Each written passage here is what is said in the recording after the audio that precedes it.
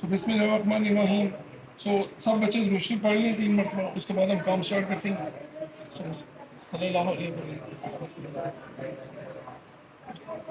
अच्छा देखिए भाई, position of angle with respect to their sides कि अगर हम बात करें, फॉर एग्जांपल हमारे पास ये ट्रायंगल थी लास्ट टाइम अगर मैंने बात की थी आपसे, ये एक राइट एंगल ट्रायंगल है, ठीक है। आप लोगों ने अगर देखिए ये 90 डिग्री के विद रिस्पेक्ट टू बात करेंगे तो हाइपोटेनियस परपेंडिकुलर बेस, लेकिन अगर यहाँ पर हम एंगल ले लें कोई एक नया एंगल थीटा, सो इस थीटे के विद रिस्पेक्ट टू अगर बात करें तो बेस ये है, हाइपोटेनियस ये है, परपेंडिकुलर ये है। लेकिन अगर यही डायग्राम हो इस तरह से और एंगल हमारे पास ये आ जाए फाइव, तो अब हमारे पास जो इसके विद रिस्पेक्ट टू है, अब ये एंगल एक तो हाइपोटेनियस के साथ अटैच है, ये तो अच्छी रहेगा, और दूसरा जिसके साथ अटैच है वो बेस बन जाएगी, और ये तो ये आपने छोटा सा डिफरेंस याद रखना है कि अगर एंगल आप चेंज करेंगे तो फिर उसकी जो साइड है वो भी आपकी क्या हो जाएगी, चेंज हो जाएगी।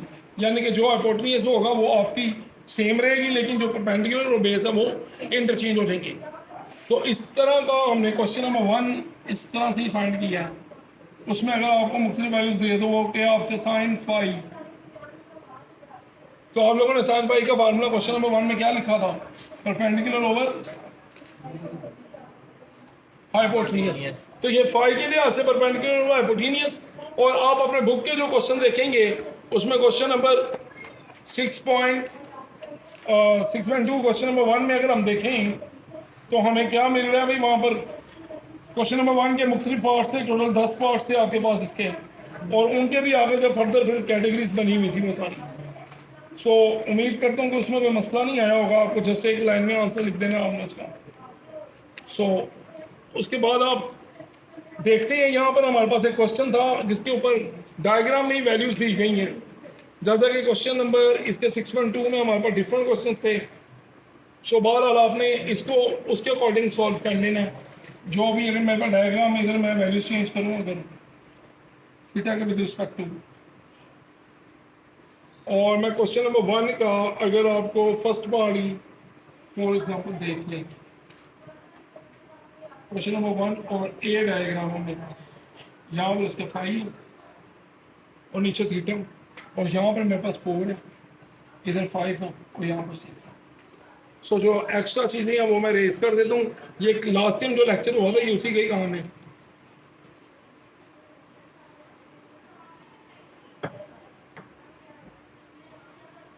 सो देखिए भाई, अब आपने देखना है इसमें हमने वो कहता फर्स्ट पार्ट में तो साइन थीटा की वैल्यू निकालेंगे। साइन थीटा एक देख लेते हैं, साइन थीटा, थीटा के विद रिस्पेक्ट टू मैंने आपको पहले भी बताया था, अगर थीटा के विद रिस्पेक्ट टू है तो हमारे पास जो बेस है वो क्या है 6, बेस हमारे पास है 6, हाइपोटेन्यूज हमारे पास है 5 और परपेंडिकुलर हमारे पास है 4। तो sine theta which is equal to perpendicular over hypotenuse. So perpendicular over hypotenuse, और इसका हमारे पास आंसर आ जाएगा 4/5। और लेकिन यही बात अगर मैं फाई के विद रिस्पेक्ट टू देखूं, so अगर मैं ले लूँ यहाँ पर तो हम लेंगे ना थीटा का with respect to, now angle हमारे पास कंसीडर कर लेंगे आप फाई, एंगल फाई, तब हमारे पास क्या फॉर्म बेस होगी,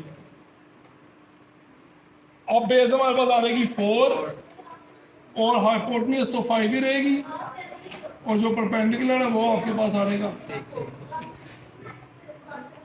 अच्छा यहाँ पर एक छोटी सी मिस्टेक है, यहाँ पर 6 की बजाय 3 लिखा होगा बुक में, सो 3 से करने आप लोगों ने सॉल्व। और एक इम्पोर्टेंट बात ये होती है यहाँ पर, एक बात जो कि काबिल जिक्र है वो ये है कि आपकी जो हाइपोटेन्यूज होती है ना वो सबसे बड़ी साइड होती है। हाइपोटेन्यूज तमाम से बड़ी होती है, हाइपोटेन्यूज बेस से भी बड़ी है और परपेंडिकुलर से भी बड़ी है। तो यहाँ से अंदाजा हो गया कि बुक के क्वेश्चन में कहीं गड़बड़ है, तो इसलिए उन्होंने तो ठीक लिखा लेकिन हमने बाय मिस्टेक उसको 6 लिखी है। सो ये करेक्शन आपने कर लेनी है। ठीक है। आपकी जो यहाँ पर भी क्या हो जाएगी, बेस 4 और जो परपेंडिकुलर है 3। सो मैं इसको रेस कर देता हूँ ये चीज़।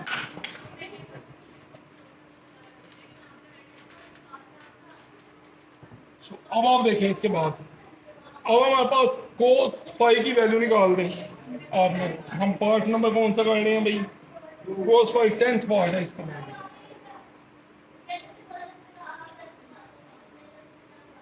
ये आपने फाइंड करना है। सो cos फाई किसके बराबर है, बेस और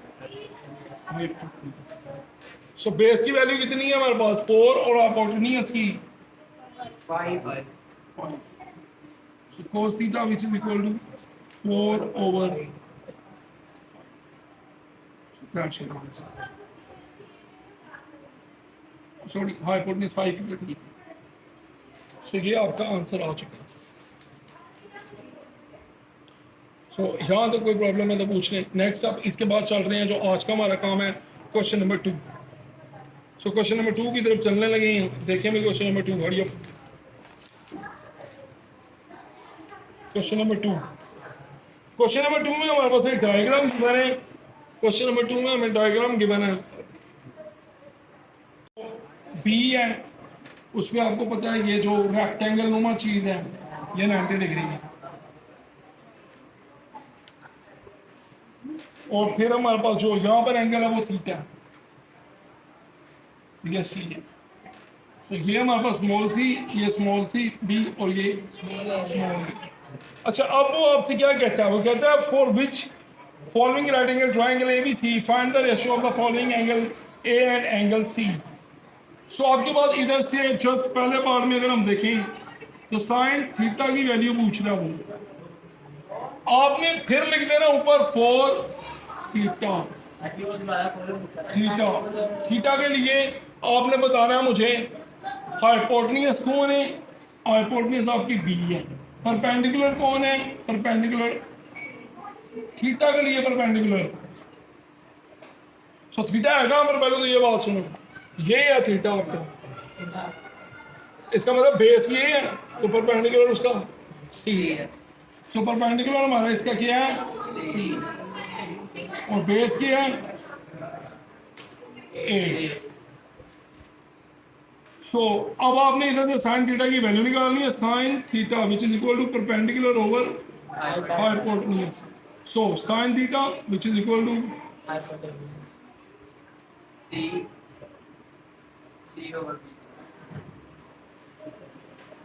which is equal to C over B. So that's your answer. ये पार्ट आपका कंप्लीट हो गया, और इसके बाद एक टेंजेंट फाई छठा पार्ट है इसका, आप लोग उसको देख लें, आप लोग ये भी कर लेंगे खुद ही टेंजेंट फाई। अब इसके लिए पहले आप लिखेंगे 4 फाई, यानी कि फाई के लिए आपके पास क्या चीज़ें बनेंगी, हाइपोटेन्यूज क्या आएगी फाई। अब ये है फाई, इसका मतलब बेस उसकी सी है और परपेंडिकुलर ए है, हाइपोटेन्यूज बी है। बेस हमारे पास आ गई सी और परपेंडिकुलर आ गया ए। सो अब टेंजेंट फाई का क्या फॉर्मूला बनेगा भाई, लास्ट टाइम मैंने एक बात भी बताई थी आपको कि आप एक नोट याद कर लें, some people have curly brown hair through proper brushes, so P over B. So tangent का आंसर कितना आ गया भाई, ए ओवर सी। परपेंडिकुलर कितना है हमारे पास, ए ओवर सी। सी।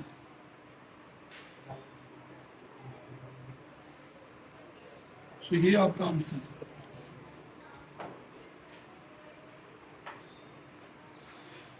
तो क्वेश्चन नंबर 2 हमारा यहाँ पर कंप्लीट होता है। अब इसके आगे देखिए तो क्वेश्चन नंबर 3 आ रहा है। क्वेश्चन नंबर 3 में भी वो हमसे कुछ डिमांड करते हैं। डिमांड का मतलब वो कहते हैं कि हमारे पास एडजॉइनिंग ट्रायंगल्स हैं ए बी सी, और वेरीफाई करेंगे हम कुछ रिजल्ट्स को। सो इसके लिए मैं क्वेश्चन नंबर 3 की तरफ जा रहा हूँ, और उम्मीद करता हूँ यहाँ तक नोट हो गया होगा सबका। कोई प्रॉब्लम तो पूछ लें।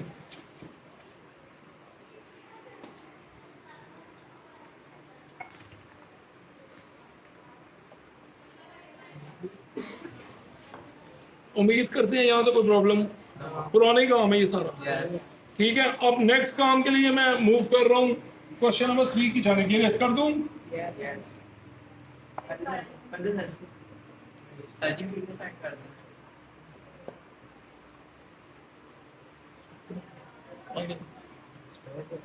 याद करने इसी तरह formula cos a minus B, cos a cos b plus sin a sin b, cos a plus cos b, cos a plus b is equal to cos a cos b minus sin a sin b, tangent a plus b is equal to tangent a plus tangent b 1 minus tangent a tangent b। So tangent a minus b होगा तो centre में इधर minus आएगा और नीचे plus आएगा और दोनों प्रोडक्ट फॉर्म में होंगे। सो ये आपने फार्मूलाज करनी है। देन हम इससे क्वेश्चन नंबर 4 नेक्स्ट जो है वो क्वेश्चन नंबर 4 नेक्स्ट लेक्चर में हम सॉल्व करेंगे। सो ये फार्मूलाज आप सबने घर से करके आने हैं। सो उम्मीद करते हैं यहाँ तो कोई मसला नहीं होगा किसी को भी।